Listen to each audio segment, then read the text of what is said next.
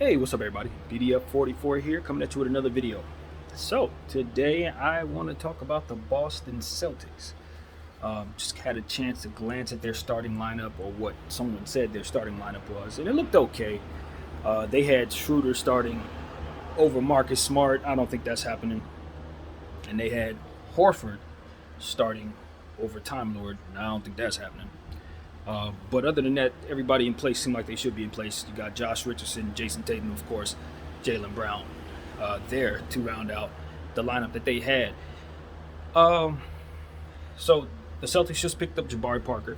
I think that was a pretty good signing because they need some extra scoring, some extra shooting on that basketball team.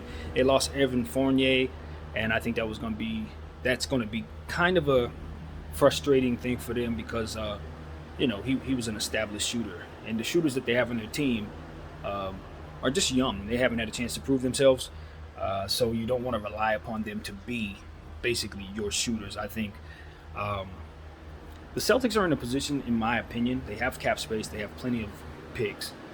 They're really in a position to make a splash move for somebody. I don't know that Dame Lillard is necessarily on their radar. He should be, but I'm not sure if that's a thing. But if he does come about, if an opportunity comes about to trade for him, I expect the Celtics to be one of the main people involved. They just have the assets. Jaylen Brown and Jason Tatum are ready to win. They're in increasing Eastern Conference in terms of talent and the overall competitiveness there. It's just getting to a point where you can't write them off anymore. And the Celtics are kind of one of those teams that are just kind of stagnant. Even though they have all these assets and all of this flexibility, it just doesn't really make any sense to stay stagnant when you have two young players entering their prime that you're building around. You want to get them a guy that can kind of lead them to the promised land and get them some early success so they'll feel good about being a Celtic for the rest of their careers. That's kind of what I'm thinking. You add a guy like Dame Lillard to that Celtic team and you don't lose Jaylen Brown, suddenly you have a contender that I think may be able to contend for the whole thing. So at this point, it's like maybe you need to make a splash like that. Maybe it would be the right move if you can do it without giving up Jaylen Brown to try to get you a star like that. I know they want to reserve some space for Bradley Beal because Bradley Beal has mentioned that he wants to be a Celtic.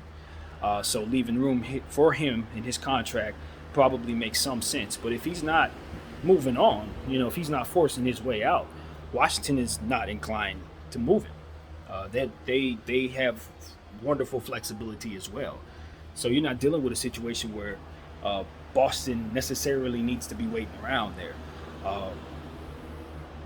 I think I always look at the Boston Celtics in this era and say, Jason Tatum, you can make Jason Tatum love the Celtics, but I don't know that you've made Jason Tatum love the Celtics. And that's what would scare me if I'm everybody over there. It's like this.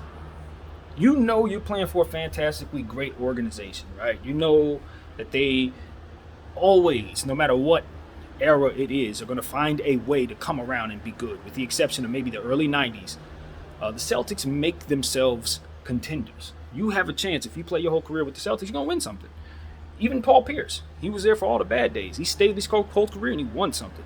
It's kind of how that works. A very smart play to stay your whole career there. But unfortunately, they're not in a good space to win a championship right now, and they have the Lakers who are on their backside. Lakers just tied them in championships. Now I'm a Laker fan, but I'm taking my Laker fandom off, and I'm looking at this as if I'm not even a Laker fan right now, and I'm saying, how you let that happen? How did you let that happen? And it's one of those situations where you say, okay, you got all this flexibility. You got to have some urgency as a franchise. The Lakers have never passed you up. You have never let this happen. They've never been this close. And now they have a chance to win a championship this year.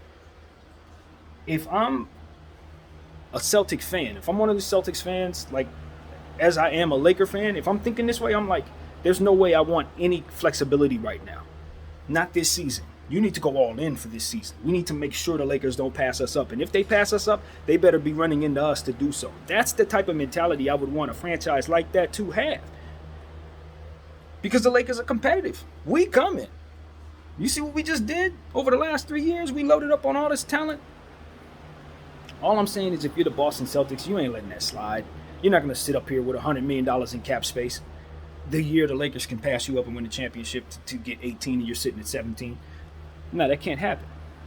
That can't happen. So in my mind, the Boston Celtics, I mean, it's one of those questions where it's like, what are you playing for? You talk about future. You've been sitting here holding more draft picks than practically anyone not named Oklahoma City for the past 5 years. What has it gotten you? Nothing. You guys are always hovering around okay to kind of good. Maybe we might get to conference finals, get knocked off by Giannis. Jason Tatum's too great of a player for that. Yeah, it's not like you're sitting here with a halfway decent superstar. This is somebody who could be one of the best players in all of basketball at some point. Jason Tatum and Jaylen Brown are both going to be big-time players going forward. So why is it that you have them on contract and you're considering your future so much that you continue to ignore their timeline? That's what I'm trying to figure out. Like, it's like you're ignoring their timeline. You're thinking for the future, but it's like your future is now. It's right here and now if you're the Boston Celtics. Because the teams around you are getting better. Teams around you have core players that are getting better themselves. It's not like you're going to be able to just turn it on later as Jason Tatum's looking for free agency and Jaylen Brown's looking at free agency. Like, you're going to lose those guys. That's what I'm telling you, Boston. You're going to lose both of them because you're not proactive enough during their tenure to win. Look at what's going on with Devin Booker. Phoenix saw the urgency. Let's get this guy. Let's get him going. He's been losing too long with us. It's time to get him some pieces. Now we got Ayton. Got the first pick in the draft. Got blessed with this big time star. Now let's try to go all in to get the star that can help them get to the next level. When they got to the finals this year, that's how they did it. They saw the urgency. Look at Chicago. They just mimic what Phoenix did. Hey, no, we're not going to continue to go down this path every single year.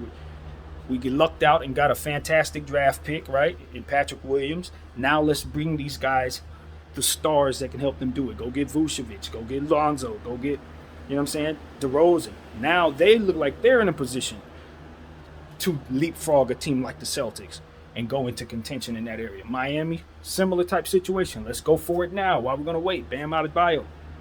We got Butler. Got the hero kid. Got the Robinson kid. Why are we waiting? Ain't no need to wait. Let's go for it now. And the Celtics, I guess, are just, maybe 2025 is our year. Why? In the middle of the LeBron James era with the Lakers, you guys are going to look toward 2026, 2027 to strike? When Jason Tatum's in his early 20s now? Sometimes you're just a little too hesitant. And I think that's what the Boston Celtics have been. It's a little too hesitant. The moves that they made, didn't really make any sense. You threw all this money at Gordon Hayward, okay, and he snaps his leg, and now that contract's horrible, and it sets you back several years. Throw all this money at Kyrie Irving, he's Kyrie Irving, he's going to do the Kyrie thing, and now you don't have him anymore either. It's like, what are you putting your young stars through? What is the experience now? Now they're going to run it with Josh Richardson, a guy who didn't really have the greatest season last year with Dallas. You're going to run it with I like Tom Lord. He's a nice player. What are you doing for Jason Tatum? I like Peyton Pritchard. He's tearing it up in Pro-Am. I think it's going to carry over. He's going to be a guy. I've been talking about him for a while. Because he's playing his value up, right? Maybe it would be wise to consider that aspect of the situation. Peyton Pritchard just scored 81 points in a Pro-Am game. Then turned around and scored 61, I think, the next game. Albeit against lesser talent, just like Isaiah Thomas. But still, that shows you how potent these guys are. It shows you how potent a guy like Peyton Pritchard can be if you just leave him in the gym and let him shoot by himself. If he's getting open shots, guess what? You got a real scorer. All I'm saying is, now that he's played his value up because of these things that we're seeing, it might be a good time to trade him. Do you think his value is going to be any higher than it is right now over the next year and a half? Versus when you're going to have to pay him? Do you have the money to pay him? Do you care to pay him? No, his value's high as hell right now. And you have picks. See, this type of stuff, I'm like, teams would love to be in their position. You look at the Clippers, they would love to have the flexibility that the Celtics have. Are you kidding me? You look at a team like who else? There's some other teams out there in that situation. Would love to have that type of flexibility. And they're just not Pelicans. Pelicans are doing everything they can to create cap space early, doing all kinds of bad moves trying to get cap space. And you see teams with cap space doing nothing, dragging their feet, looking around saying, well, maybe we can wait another year. And, there's really a guy in 2028 that we want in the draft, so we're going to continue to hoard picks, and hopefully we can get the first pick in the draft that year so we can get that guy. It's like, what are you talking about? You can still get that guy, but go for the championship right now. I don't know. I'm just glad I'm a Laker fan, not a Celtic fan, because if I were a Celtic fan, I would be biting my nails, scratching at the walls, trying to figure out why my team isn't trying to compete with this other team that we've been competing with all this time, who's finally caught up with us. That's the bottom line. The competitive side of me loves the side I'm on, put it like that. So, it is what it is, man. Boston Celtics, I think they have an average team right now. I think they can be a play-in team, maybe. That depends on how well Jalen and Jason hold them up. As a team, it's going to be upon them to do so. How many steps forward does Marcus Smart take? How well does Dennis Schroeder take to the role that he's in, which I think will be pretty good if he's headed back to the bench. As we know, he excels in that role. So there's some things that you could like about the Celtic team. I like the fact they got a guy like Bruno Fernando all the way in the back of their bench. Big guy who can actually stretch the floor some. I think if your team has him at the back of the bench, I think you're pretty happy about that. And one of the things I said about them is they needed size. Al Horford, I don't know how much he has left, but if he's able to turn back the clock, be old Al Horford, he's going to help with facilitating the basketball, which is very important for this basketball club, being that they don't really have a natural facilitator on this roster that I see. And then they got some young guys, Romeo Langford, guys like that. They picked up a shooter last year. I forgot the name of this individual, but they have some young shooters, as I was saying at the beginning of the video, that they probably don't want to rely on, but definitely want to give opportunities to, so that in 2023, 2024, they'll have those guys on their bench to shoot the ball for them. They got to develop those guys.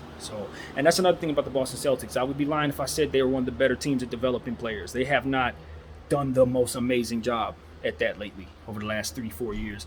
I mean, their stars have turned into good players. Like I said, I like what they're doing with Tom Lord and Peyton Pritchard starting off really good, but some of the players that they've had in the back of their bench, they didn't really do a whole lot with. I'm thinking about a guy like Semi Ojeleye, who just ended up with a different team this year.